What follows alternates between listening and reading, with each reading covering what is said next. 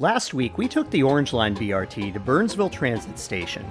From there, we're boarding an MVTA Route 444 bus, which connects to Metro Transit's Red Line BRT at Cedar Grove, a 7-year-old station that serves as a transfer point between local and limited stop bus routes to BRT.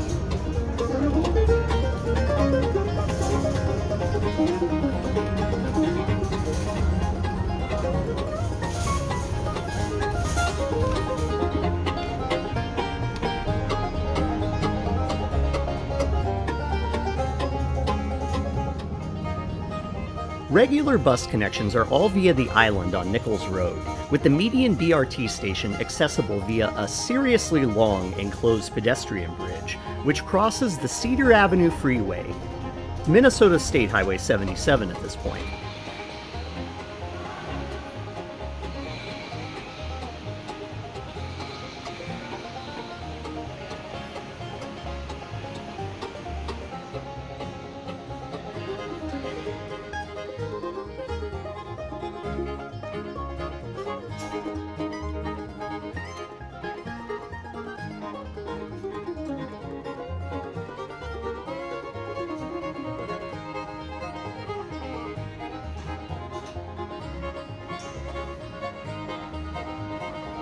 Crossing over, we descend to what we will soon learn are a mislabeled set of platform doors. As far as I can tell, the median is exclusively used by Red Line buses. Only one MVTA express route utilizes Cedar Grove, but does so on the Nichols Road side of the station. Red Line buses access Cedar Grove by exiting into the controlled access median lanes. A crossover is performed at each end of the station, as the platform was oddly designed to stage the buses contrary to the highway running pattern. It's a loud place of suburban spectacle, with grand views of the upscale outlet mall to the east and the Minnesota River Valley to the north. 40-foot Gillig buses that are similar to rolling stock on Surface Street BRT are used on the Red Line. They're decently comfortable, with less seat padding than MVTA, but more than urban local routes. The trip takes us down Highway 77 non-stop until we descend into Apple Valley.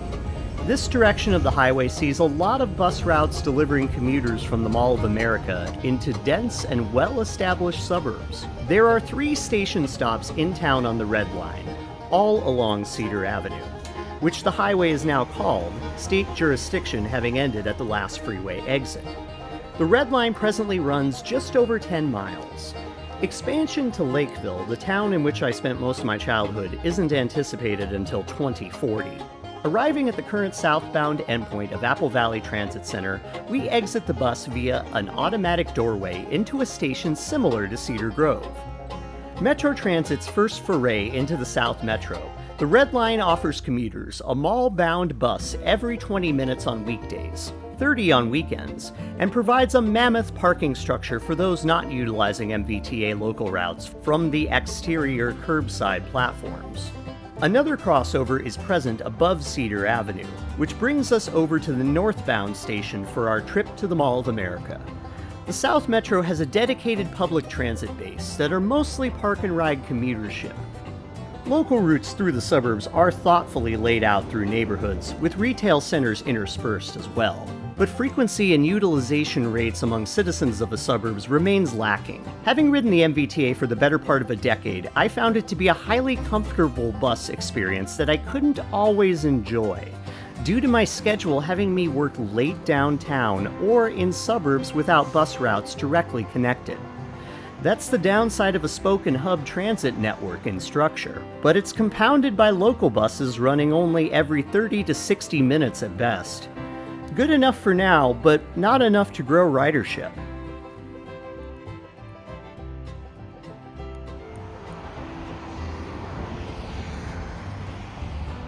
But hey, why let analysis spoil our fun of bus riding?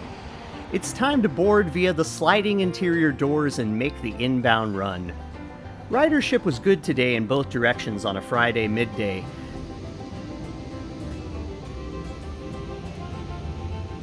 Past what was once the world's largest Target store, we continue through a series of traffic signals that are reputed to be prioritized for buses. However, behind typical traffic volumes, the priority effect is somewhat muddled. Before the Red Line, Apple Valley was linked to the Mall of America via the Route 442 bus, a half-hourly service during peak that ran fewer hours than BRT. That route still serves Apple Valley and Burnsville, but no longer the Mall of America, with the Red Line now running that route.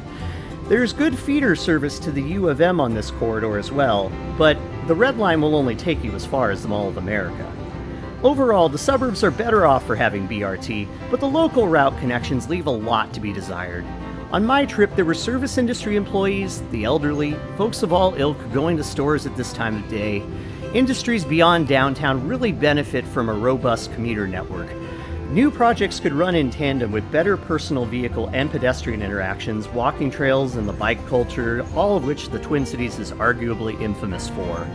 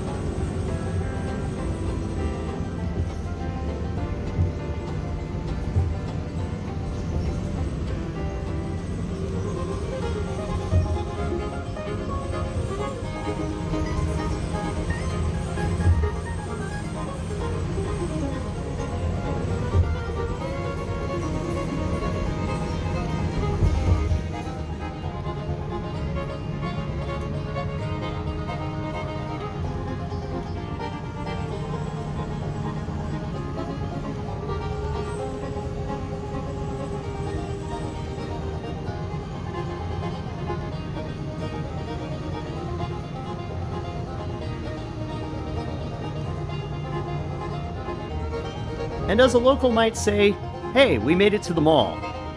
I hope you enjoyed this ride on the Red Line, but I'm tired of the Twin Cities, and I am going to Des Moines next week.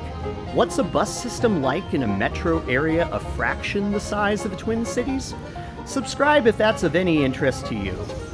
A ride on Amtrak's Missouri River Runner is also in the near future. Thanks for watching. I'll see you next time.